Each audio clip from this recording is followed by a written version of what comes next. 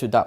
తిరుమల లడ్డూ కల్తీ వ్యవహారంలో దోషులను వదిలిపెట్టబోమని డిప్యూటీ సీఎం పవన్ కళ్యాణ్ అంటున్నారు. తప్పు జరిగినప్పుడు క్షమాపణ చెప్పకుండా తిరిగి తమపైనే దాడి చేస్తున్నారని ఆగ్రహం వ్యక్తం చేశారు. సీఎం చంద్రబాబు నివాసంలో కూటమి నేతల కీలక భేటీ అనంతరం ఏ నివేదికలోనూ వైసీపీ నేతలకు క్లీన్ చిట్ ఇవ్వలేదన్నారు. ఏడుకొండలవాడికి వైసీపీ నేతలు క్షమాపణ చెప్పాలని deputy CM Pawan Kalyan demand చేశారు. సమావేశంలో మా అందరిని ఉద్దేశించి మేమందరం కూర్చొని మాట్లాడే సమయంలో NDDM national dairy development board ఈ రిపోర్టు గౌరవ ముఖ్యమంత్రి గారు మాకు చదివి వినిపించారు.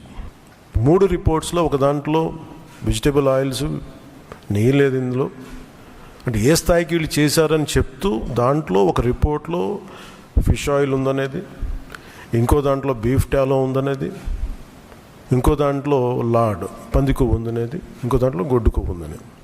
ఇది చాలా సెన్సిటివ్ ఇష్యూ. ఇది ఒక రిపోర్ట్, అది సాలిడ్ రిపోర్ట్. అది ఇది మాట్లాడేటప్పుడు మేము ఆలోచించుకొని మాట్లాడి నేను కూడా దాన్ని ముందుకు తీసుకెళ్ళినప్పుడు పర్యవసానాలన్నీ ఆలోచించి, కానీ నేను కూడా అనుకుని ఇది చెప్పాలా లేదా. ముఖ్యమంత్రి గారు చెప్పారు దీన్ని ఎంత తీసుకెళ్ళాలి, ఎందుకంటే మా భయం ఏంటంటే సెన్సిటివ్ అయ్యి మనం చేసేసామా. భగవంతుడితోటి మీకు గతంలో చెప్పినట్టుగా రామచంద్రమూర్తిగా విగ్రహం తల నరికేస్తే రామతీర్థంలో దాన్ని చేయడం మళ్ళీ ఇప్పుడు చేసి దీని మీద మనం తప్పుగా అనుకుంటారా, లేదంటే దీన్ని కూర్చోబెట్టి రాజకీయ పరంగా లబ్ధి పొందుతారు, ఇలా ఆలోచిస్తారని చెప్పి 1-2 రోజులు ఆలోచించినా కానీ చెప్పకపోతే ఏం జరుగుతుంది. రేపు పొద్దున మీ అందరికీ తెలిసి కూడా మీరు ఎందుకు మాట్లాడలేదు అదొక ప్రశ్న ఉంటుంది. అందుకని దాన్ని మాట్లాడాల్సి వచ్చింది.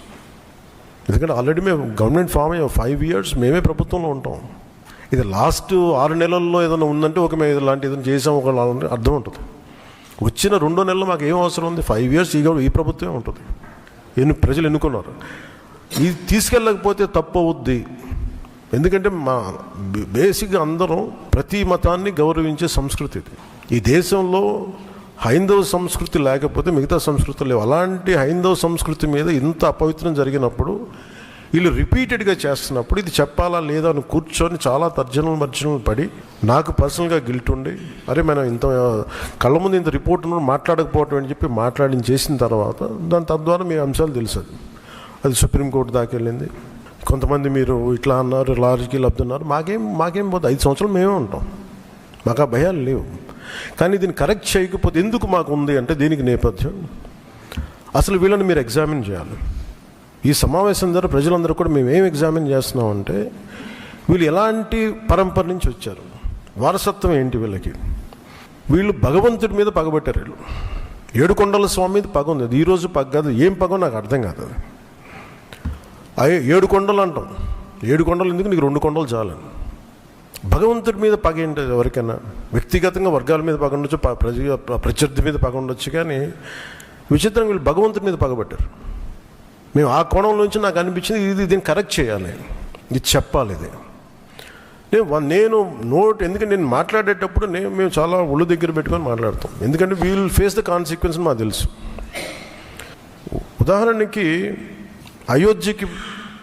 మీకు అయోధ్య రామ మందిరం నిర్మాణానికి ఈ దేశం ఎంత తల్లడిల్లిపోయింది, ఎంత కదిలింది, ఎన్ని గొడవలు జరిగినాయి. ఇలాంటి దీనికి కూడా వీళ్ళు పంపించిన దాదాపు 1,00,000 లడ్డూలు ఇవన్నీ కూర్చోబెట్టి ఇన్ఫర్మేషన్ తీసుకుంటామంటే ఒకటి అసలు ఏం జరిగింది అన్నీ మొన్న వీళ్ళు చెప్పిన రిపోర్ట్లోనే దాంట్లో యానిమల్ కొవ్వు లేదంటున్నారు. సరే ఫర్ ఎగ్జాంపుల్ నేను ఒక ఆర్గ్యుమెంట్ సేక్ అన్ని రిపోర్ట్స్లో కూడా ఎక్కడ కూడా ఈ నెయ్యిలో నెయ్యి లేదు. 59,70,000 పైచిలుకు కిలోలు 59,70,000 కిలోల నెయ్యి మీరు ఇది ఈ అసలు కల్తీ నెయ్యి అన్న కూడా దీన్ని కల్తీ వనస్పతి, కల్తీ పామాయిల్ అనాలి దీన్ని.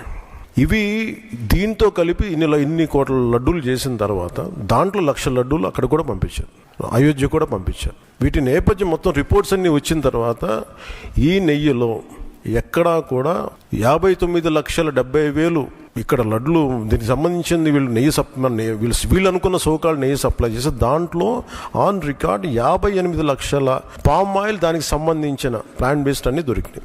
అవి కాకుండా 1,70,000 నుంచి దాదాపు 2 లక్షల వరకు కెమికల్స్ దొరికినాయి. ఇవి ఆన్ రికార్డ్ వాళ్ళు కొన్నట్టు. మీకు టీటీడీకి మేము ఇన్ని లక్షలు 59 లక్షల పైచులకు నెయ్యి సప్లై చేసామంటే ఆ పర్టికులర్ కంపెనీ 58 లక్షల పైచులకు వీళ్ళు మనకి పామ్ ఆయిల్ దానికి సంబంధిత అన్నీ కొన్నారు. అలాగే 1,70,000 ఈ కెమికల్స్ కొన్నారు. ఇవన్నీ చాలా ఆన్ రికార్డ్ దొరికారు. ఎక్కడా కూడా సిబిఐ కానీ ఎక్కడ క్లీన్ చిట్ ఇవ్వలేదు. క్లీన్ చిట్ ఎక్కడ ఇవ్వలేదు. వాళ్ళు వెరీ క్లియర్ కట్గా చెప్పింది ఈ నెయ్యిలో పూర్తిగా ఇది ప్లాంట్ బేస్డ్, అంటే ఇది దీంట్లో నెయ్యి మన పాల నుంచి పాల కొవ్వు నుంచి రావాల్సిందే, దీంట్లో ఇది లేదు.